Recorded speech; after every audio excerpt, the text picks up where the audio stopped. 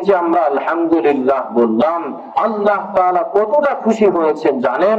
এই যে প্রথম কোরআনে যে আয়াতখানা তেলাওয়াত করলাম, যে আল্লাহর নিয়ামত, আমাদেরকে যে আল্লাহ তাআলা সুস্থ রেখেছেন, আমাদেরকে যে এই জান্নাতের বাগানে বসাইছেন, এটা আল্লাহ তাআলার বড় একটা নিয়ামত। এই নিয়ামতের যখন আমরা কৃতজ্ঞতা আদায় করলাম, তো আল্লাহ তাআলা খুশি হয়ে আমাদেরকে পুরস্কার হিসাবে দান করবেন কি? সকলে বলেন দেখি, কি দান করবেন? জান্নাত দান করবেন। এই যে আমরা যে সুবহানাল্লাহ বলতেছি, একবার যদি আমরা সুবহানাল্লাহ বলি, হাবিবে কিবরিয়া নবীজি সাল্লাল্লাহু আলাইহি ওয়াসাল্লাম বলেছেন, যখন কোন বান্দা একবার সুবহানাল্লাহ বলবে, নবীজি বলেন আসমান এবং জমিনের মধ্যবর্তী যে ফাঁকা জায়গাটা আছে, এই জায়গাটাকে আল্লাহ তাআলা নেকি দ্বারা পরিপূর্ণ করে দিবেন। সুবহানাল্লাহ। শুধু এতটুকুই না, নবীজি বলেন এতটুকুই না, বরং যখন বান্দা সুবহানাল্লাহ বলবে, আল্লাহর হাবিব বলেন জান্নাতের মধ্যে ওই বান্দাদের জন্য একটা বিশাল গাছ তৈরি করে দেওয়া হয়, যে গাছ আমরা দুনিয়ার মধ্যে স্বাভাবিক ভাবে আম গাছ লাগাইলে আম খাইতে পারি, জাম গাছ লাগাইলে জামই খাইতে পারি, কাঁঠাল গাছ লাগাইলে কাঁঠাল গাছই খাইতে পারি, আমরা লিচুর গাছ লাগাইলে লিচুর গাছই খাইতে পারি। কিন্তু আল্লাহ তাআলা এই সুবহানাল্লাহর বদৌলতে জান্নাতের মধ্যে যে গাছটা তৈরি করবেন, এই গাছটা কেমন হবে?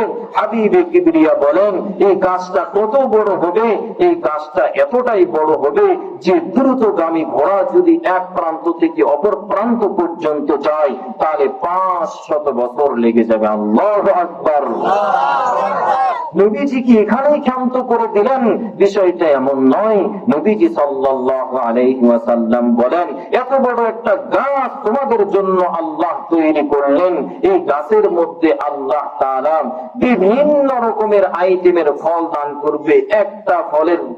একটা গাছের মধ্যে আপেলও পাইবা, একটা গাছের মধ্যে কাঁঠালও পাইবা, একটা গাছের মধ্যে মালটাও পাইবা, একটা গাছের মধ্যে তুমি লিচুও পাইবা। অর্থাৎ যাবতীয় যত ফলগুলো আছে, সমস্ত ফলগুলো আল্লাহ তাআলা ওই একটা গাছের মধ্যে দান করবেন। সুবহানাল্লাহ। নবীজি কি এখানেই ক্ষান্ত করে দিলেন? না, নবীজি ক্ষান্ত করেন নাই, বরং আমরা আম খাইলে আমেরই স্বাদ পাই, কাঁঠাল খাইলে কাঁঠালেরই স্বাদ পাই, লিচু খাইলে লিচুরই স্বাদ পাই, আমরা জাম খাইলে জামেরই স্বাদ পাই, আপেল খাইলে আপেলের স্বাদ পাই। কিন্তু আল্লাহ তাআলা এই সুবহানাল্লাহ বলার কারণে জান্নাতের মধ্যে যে গাছটা তৈরি করে দিলেন, এই গাছের মধ্যে যে একটা ফল থাকবে, এই এক একটা ফলের মধ্যে আল্লাহ তাআলা 70টা স্বাদ দান করবেন।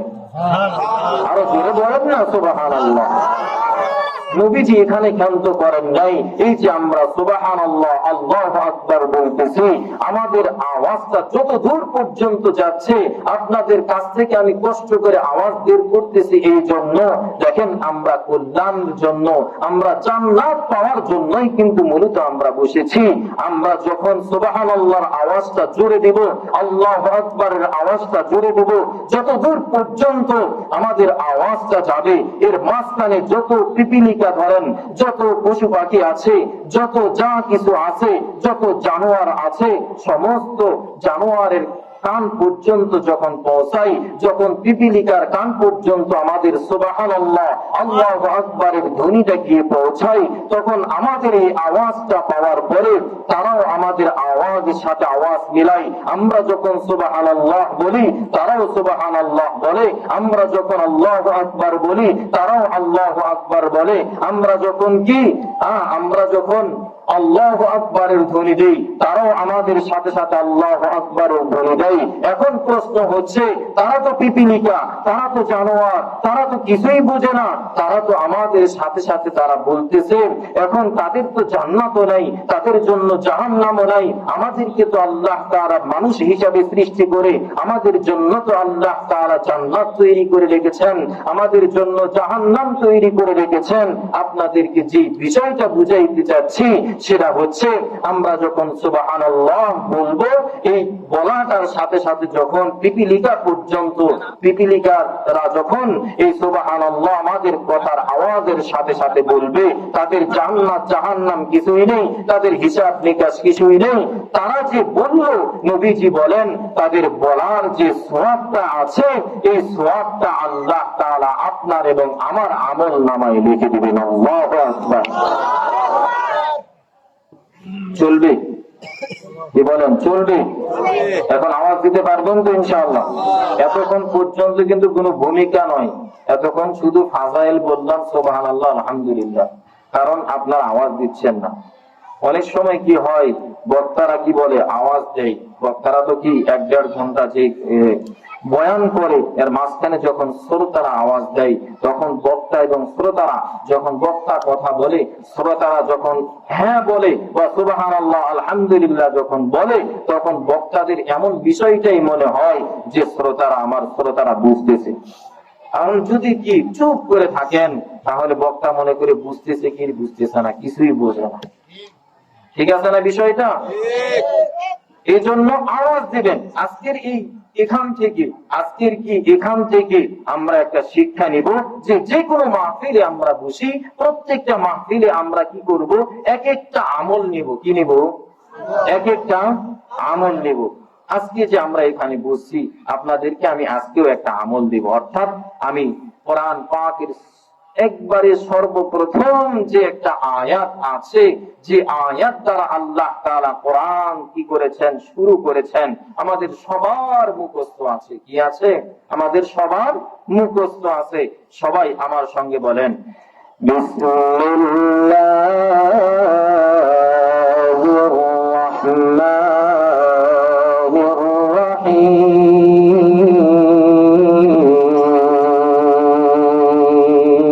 আল্লাহু আকবার। আওয়াজ শেষে হবে কি হবে? আল্লাহু আকবার বললেই কি হবে? সওয়াব হবে। কি হবে? বললেই সওয়াব হবে। তো আমি এই একখানা আয়াত নিয়ে আজকে আপনাদের সম্মুখে আলোচনা করব। শুধু বিসমিল্লাহির রহমানির রহিম দ্বারাই, এতটুকুই কিন্তু আজকে আমার আলোচনার বিষয়। যদি কেউ শুরু থেকে শেষ পর্যন্ত যতটুকু সময় আলোচনা চলবে, এতটুকু সময় যদি আপনারা কি করেন, মনোযোগ সহকারে শুনতে পারেন, আমার আশা মা বোন যারা আছে তারাও মনোযোগ সহকারে শুনবেন, এটাই আল্লাহ তাআলা নাজাতের জন্য কি ফয়সালা করে দিবেন। মনোযোগ সহকারে শুনতে পারবেন তো ইনশাআল্লাহ? ইনশাআল্লাহ। বক্তা এবং শ্রোতাকে আল্লাহ তাআলা জান্নাতবাসী হিসেবে কবুল করে নিন, সকলে বলি আমিন।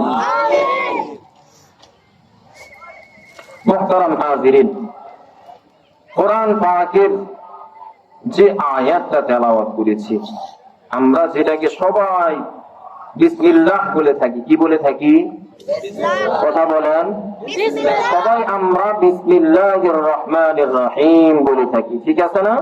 এই যে আমরা যে বিসমিল্লাহির রহমানির রহিম বললাম, এই বিসমিল্লাহির রহমানির রহিমের মধ্যে 19টা অক্ষর আছে। কতটা অক্ষর? 19টা অক্ষর, 19টা হরফ।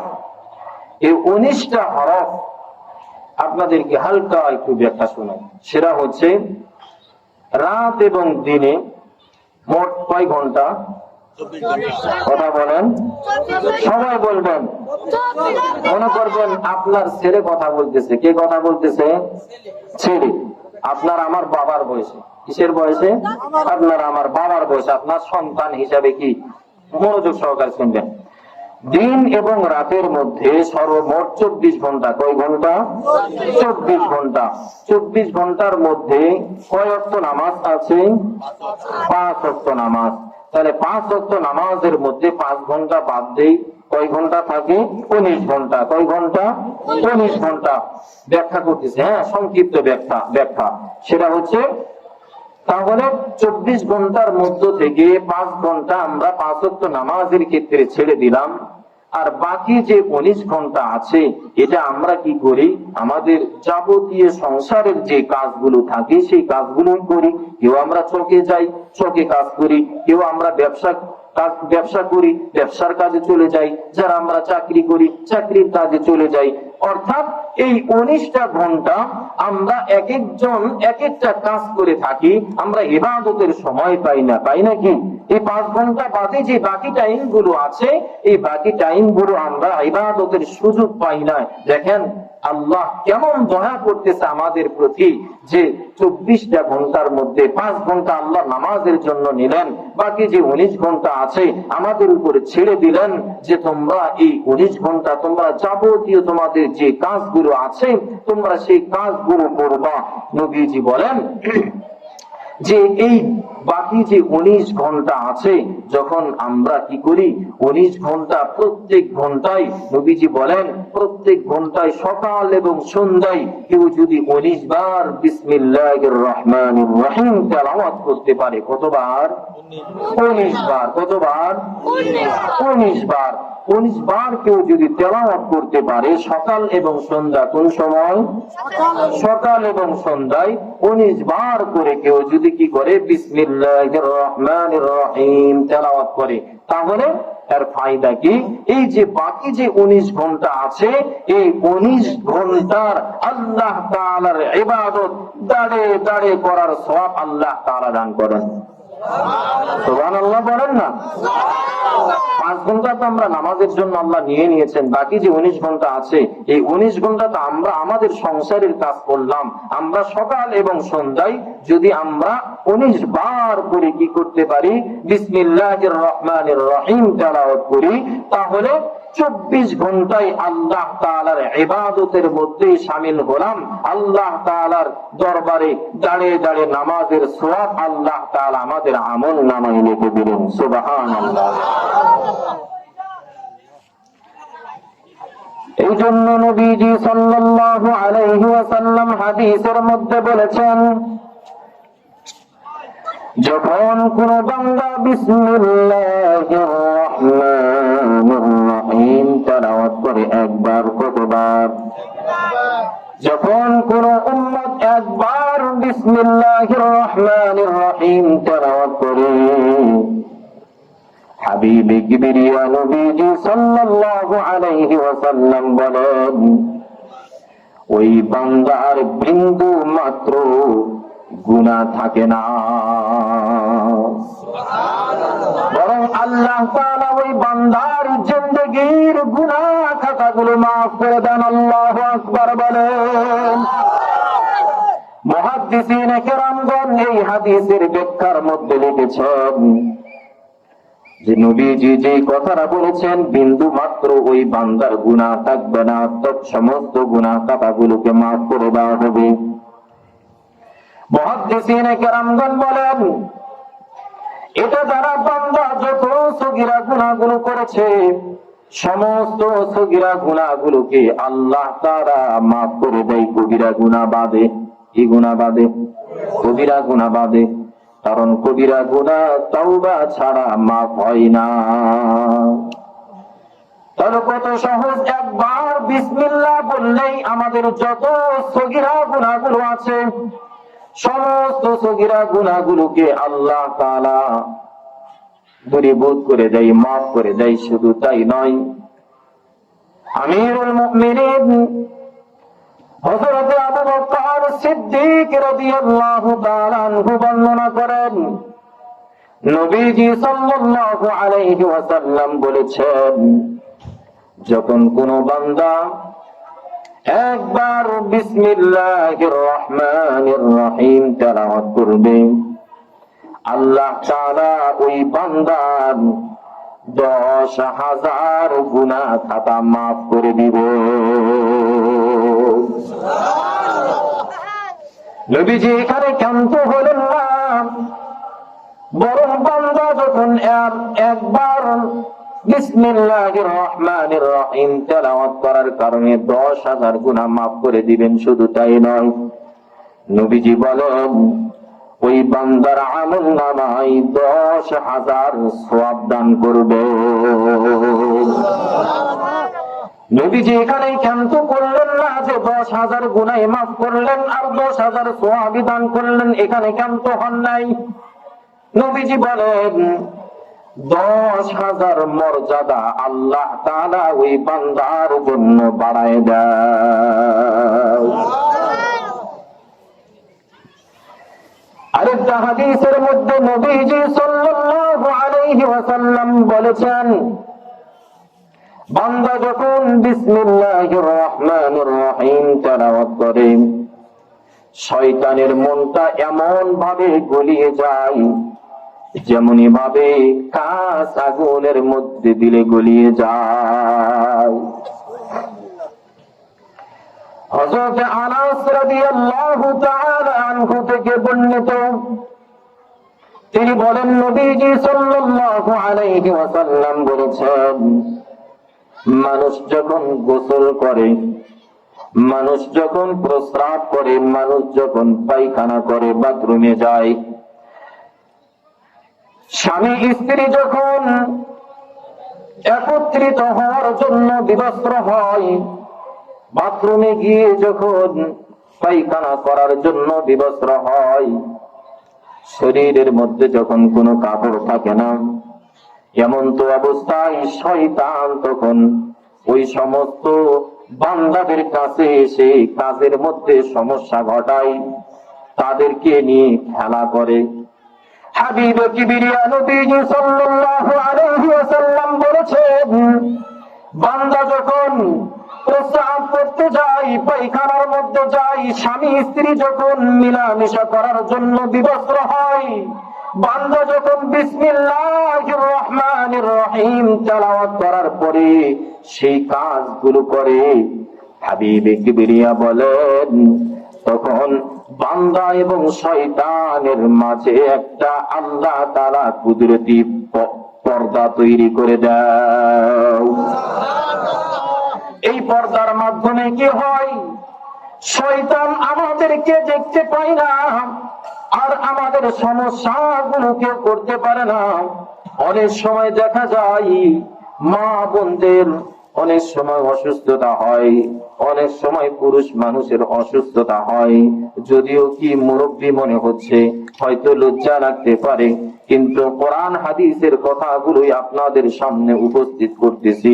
সেটা হচ্ছে, শয়তান যখন আমাদের লজ্জা স্থান নিয়ে খেলাধুলা করে, আমাদের লজ্জা স্থানে নানা রকম রোগ ধরা পড়ে।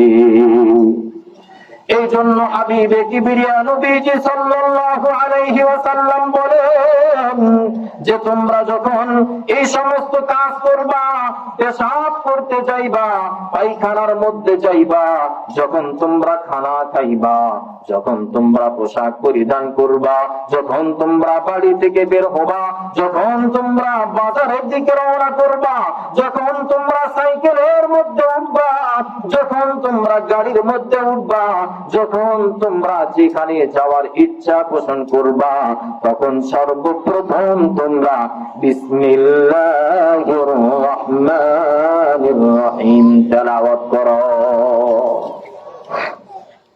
কারণ কি, হাবিবে কিবরিয়া বলতেছেন, যার জবান থেকে বিসমিল্লাহির রহমানির রহিম বের হয়, প্রত্যেকটা অক্ষরের বিনিময়ে, প্রত্যেকটা হরফের বিনিময়ে আল্লাহ তাআলা এক একটি করে নেকি দান করেন। সুবহানাল্লাহ।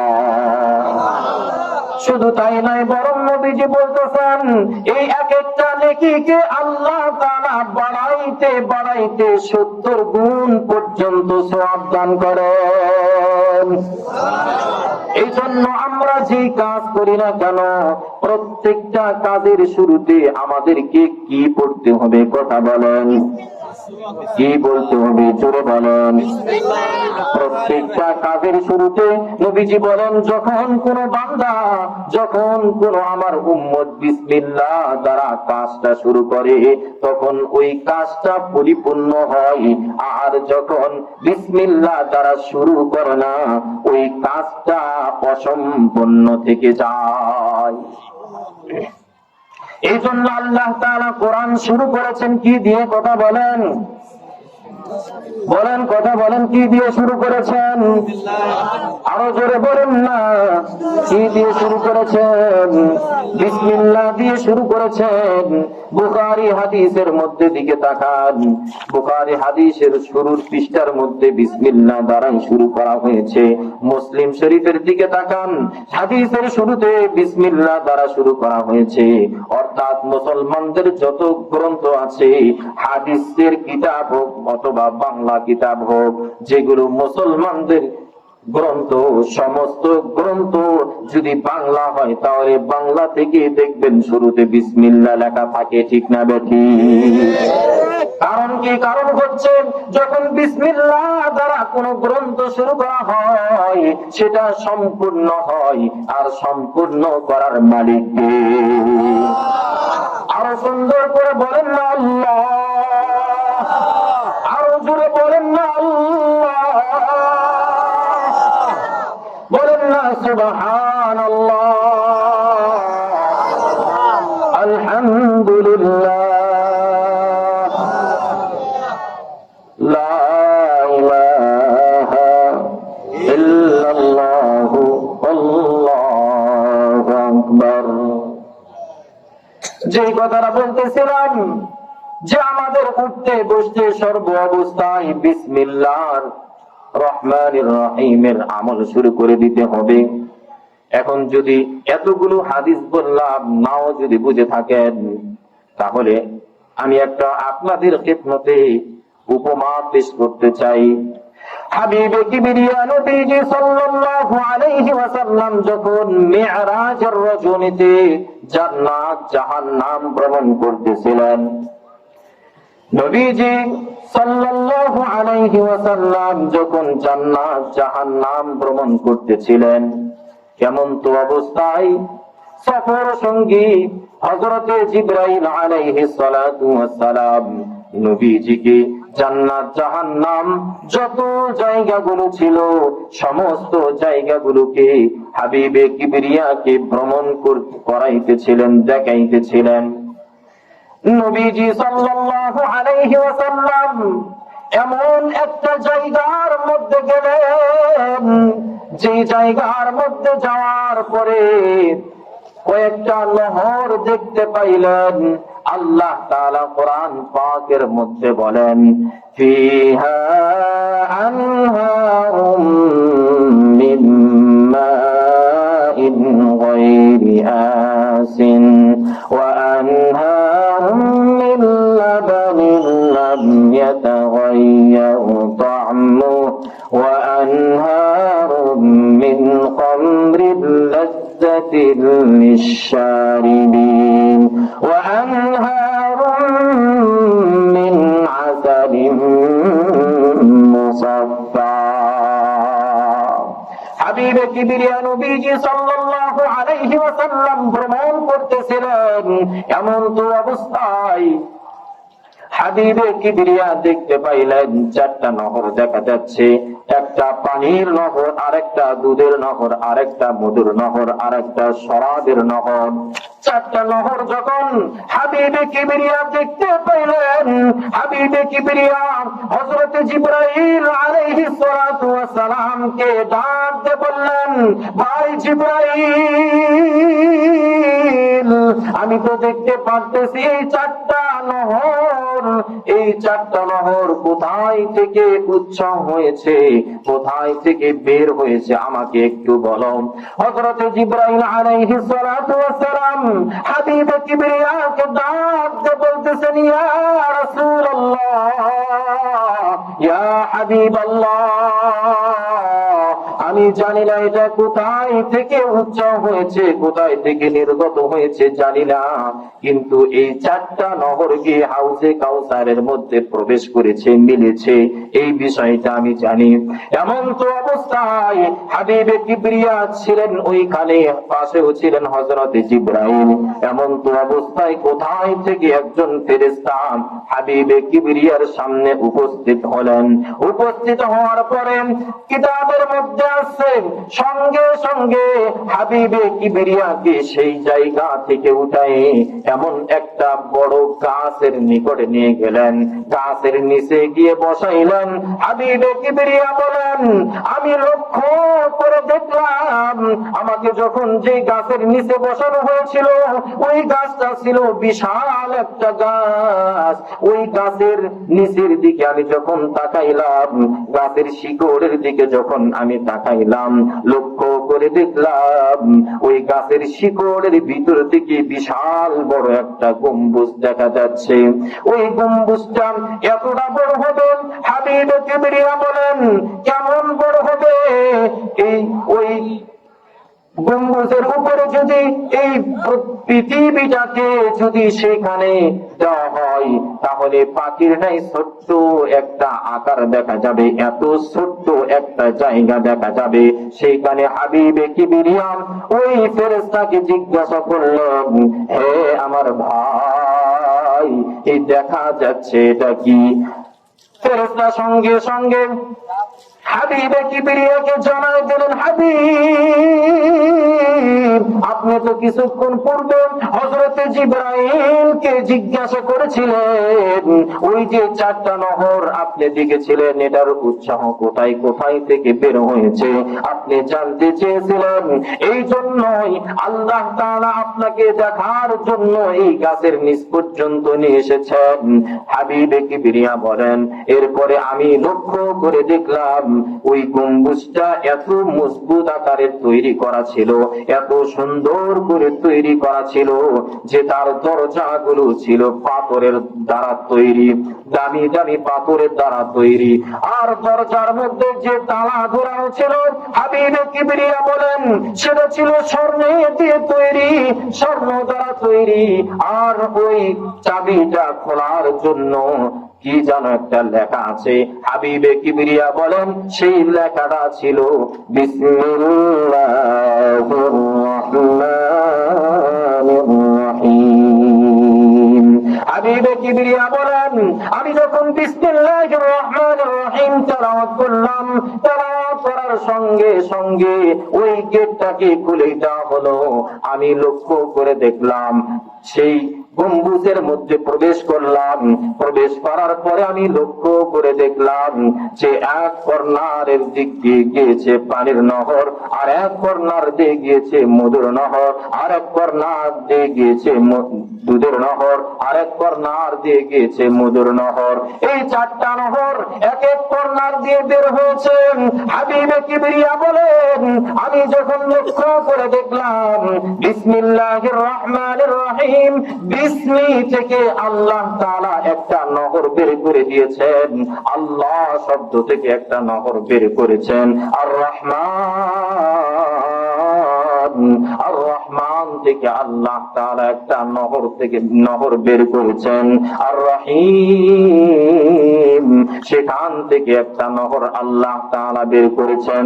হাবিবে কিবরিয়া বলেন আমি দেখতেছিলাম জায়গাটা এত সুন্দর জায়গা আমি কখনো দেখি নাই। হাবিবে কিবরিয়া বলেন এমন তো অবস্থায় গায়েব থেকে একটা আওয়াজ আসলো, হে আমার হাবিব, তোমার যেই উম্মত বিসমিল্লাহির রহমানির রহিমের আমল করবে আমি আল্লাহ তাআলা এই নহর থেকে তাদেরকে বঞ্চিত করব না। আল্লাহু আকবার বলো।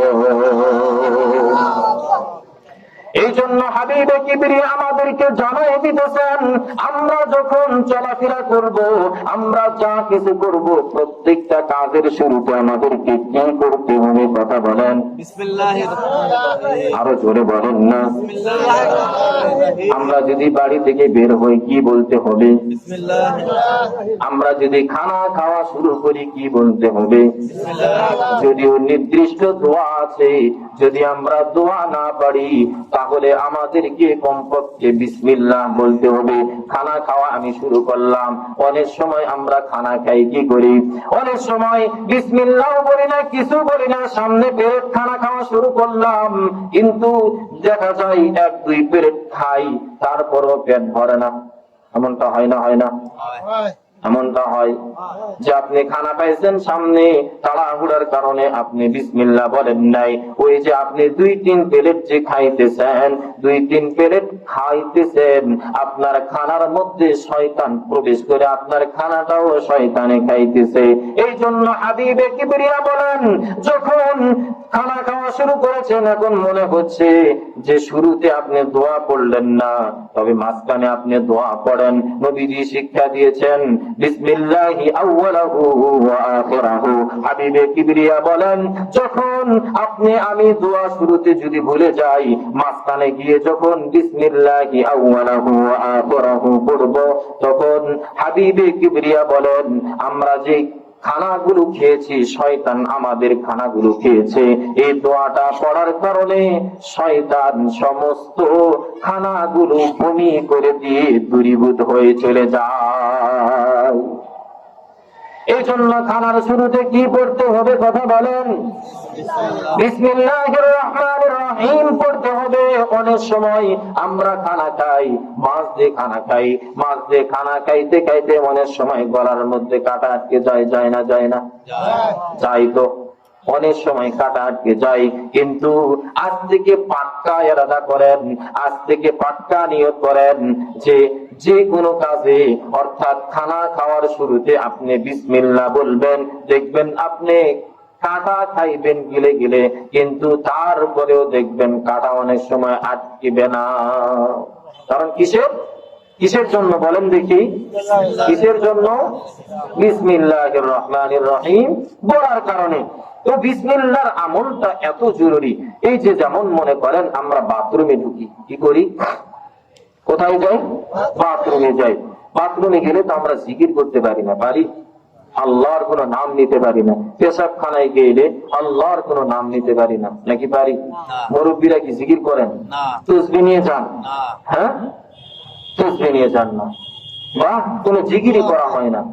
অথবা মনে করেন আপনি ঘুমাইতে গিয়েছেন, ঘুমের শুরুতে আপনি ঘুমাইলেন, ঘুমানোর সময় আপনি 6 ঘন্টা ঘুমাইলেন, এর মধ্যে কি জিকির করেছেন বা নামাজ পড়েছেন? হ্যাঁ, কোনোটাই করা হয় নাই, কোনোটাই করা হয় নাই। আপনি বাথরুমে গিয়েছেন, জিকির করেন নাই। আপনি কি এসার পরে ঘুমাইয়েছেন, তারপরে ঘুমের মধ্যেও কোনো কিছুই করেন নাই, নামাজও পড়েন নাই। এখন দেখেন হাবিবে কিবরিয়া কি সুন্দর আমাদের ইসলাম ধর্ম আমাদেরকে কেমন শিক্ষা দিচ্ছে, ভালো করে বুঝে দেখবেন, ভালো করে বুঝবেন। এই যে আমি বাথরুমে ঢুকলাম, ঢোকার শুরুতে বাথরুমের যে নির্দিষ্ট দোয়া আছে, এই দোয়াটা পড়ে যখন আমি ঢুকলাম, বা বিসমিল্লাহির রহমানির রহিম বলে কি করলাম, বাথরুমে ঢুকলাম। আমি বাথরুমে যতক্ষণ পর্যন্ত থাকবো, প্রথমে যে হাদিসটা বলেছিলাম যে কি বিবস্ত্র অবস্থায় অনেক সময় কি থাকি, শয়তান আমাদের লজ্জা স্থান নিয়ে খেলাধুলা করে, লজ্জা স্থানে অসুস্থ হয়। যখন বিসমিল্লাহ বলে আমি বাথরুমে ঢুকলাম, হাবিবে কিবরিয়া বলেন, যতক্ষণ পর্যন্ত আপনি বাথরুমের মধ্যে থাকবেন, ততক্ষণ পর্যন্ত আল্লাহ তাআলা আপনার আমল নামায় নেক লিখতেই থাকবেন। সুবহানাল্লাহ বলেন না? বোঝেন নাই মনে হয়, এই কথাটা মনে হয় বোঝেন নাই। বাথরুমে আপনি ঢুকলেন দোয়া বলে, কি বলে? দোয়া পড়ে আপনি ঢুকলেন।